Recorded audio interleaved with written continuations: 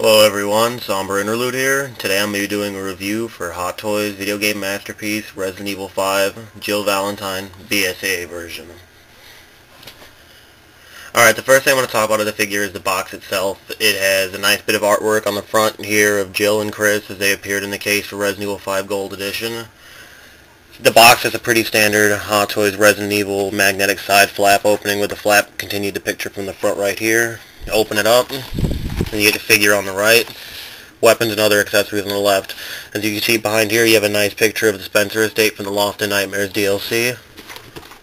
Side, Resident Evil 5, same story with the bottom and the top. Alright, the back has a little bit of information about Jill herself, height, weight, sex, as well as that they have prototype pictures, the standard warning label, production credits for who went into making this figure, as well as pictures of the additional figures in the Resident Evil 5 series. Alright, here's a quick shot of all of Jill's accessories and weapons laid out. For her weapons, she comes with the PX4 handgun, which has a removable clip and it can be cocked back. The VZ61 submachine gun, which has a removable clip. This can be pulled back and this can be opened up for a full opened up or loading display. Really nice to see all those moving parts, such a small accessory. She also comes with an MP5 machine gun, which has a removable clip and a retractable stock.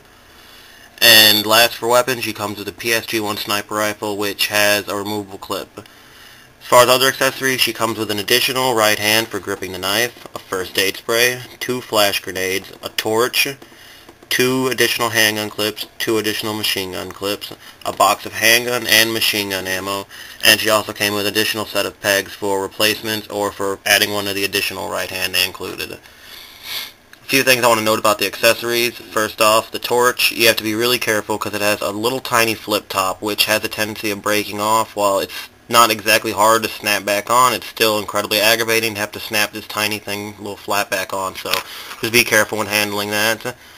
Another thing is the pull pins on the flash grenades, a tendency they have to fall out. This one actually fell out right out of the package when I got it, and it broke, unfortunately, but it still holds in place, so I'm not going to worry about it too much. Another thing I wanted to note about the weapon she came with was, I thought it was interesting that she actually came with the exact weapon loadout that she used in the Mercenaries minigame in Resident Evil 5, but not just that, she also came with the exact weapon loadout that Battlesuit Jill used in the Mercenaries minigame. Still hoping we can get a Hot Toys Resident Evil 5 Jill Valentine Battlesuit version. They still haven't said whether or not they're done with the license, but here's the hoping. Alright, on to the figure itself. Alright, now here's the actual figure of Jill. Like all Hot Toys figures, she comes with a standard crotch grip base as the logo Resident Evil 5, as well as that it's a Jill Valentine BSAA version. Although the base isn't really necessary, as you can see she has no problem standing up by herself.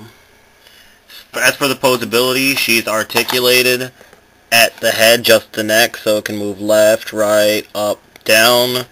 Both of her arms are articulated at the shoulders, so they can move up, down, forward, and back, as well as that her elbows can move up, down, can turn left and right as well. Although you have to be careful because there is some restriction with the clothing.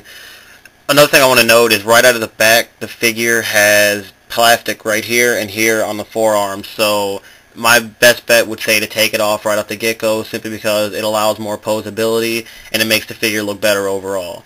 Continuing articulation, her hands, both hands, you can just standard twist, and as well as that, up and down depending on the angle of the hand peg. She's articulated just under the breast, the chest, and as well as that she has a slight waist articulation. Her legs are articulated.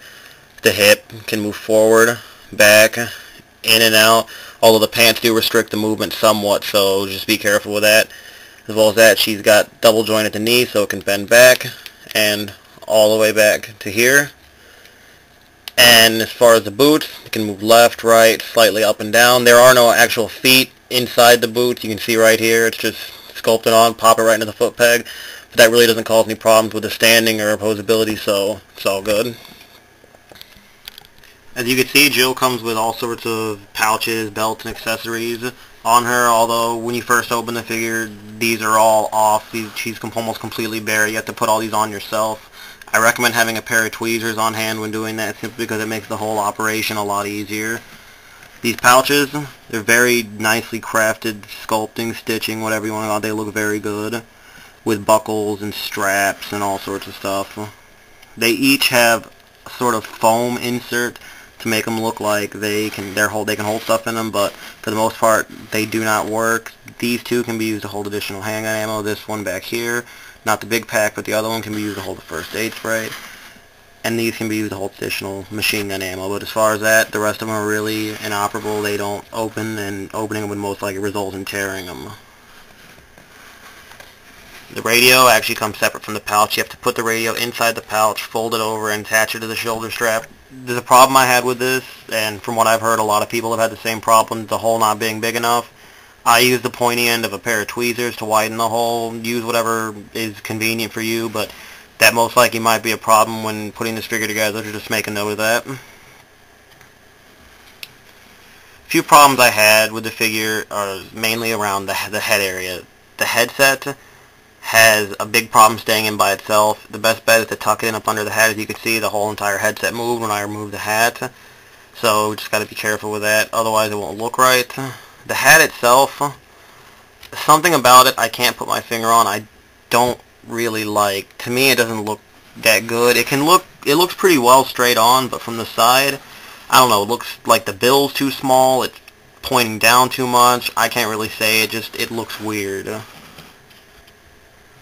Overall, though, a great figure. The few drawbacks really don't distract from the overall figure itself. The head sculpting is very nice, although it could look a slight bit more like Jill. A lot of people are saying it looks like Jill from Revelations, blah blah blah, but it looks really good. It's still hands down the best Jill Valentine figure made to date.